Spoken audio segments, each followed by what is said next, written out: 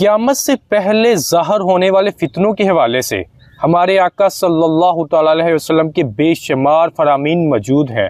उनमें से एक फरमान आपके सामने बयान करने वाला हूँ। हमारे आका सल्लल्लाहु तआला अलैहि वसल्लम ने इरशाद फरमाया, मुस्तकबिल में करीब ही मेरी उम्मत के शरीर लोग मेरी उम्मत के नेक लोगों पर गालिब आ जाएंगे।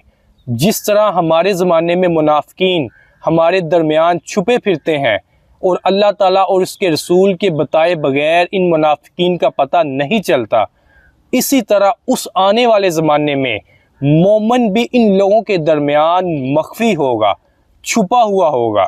इस हदीस मुबारका में हमारे आका सल्लल्लाहु तआला अलैहि वसल्लम ने इरशाद फरमा रहे हैं कि जिस तरह दौरे नबवी के अंदर मुनाफिकीन को पहचानना बहुत मुश्किल था, एक ऐसा वक्त आने वाला है कि जब नेक लोग बहुत कम रह जाएंगे, मोमिन लोग बहुत कम रह जाएंगे। उस वक्त फासिक फाजिर लोगों की तादाद बढ़ जाएगी।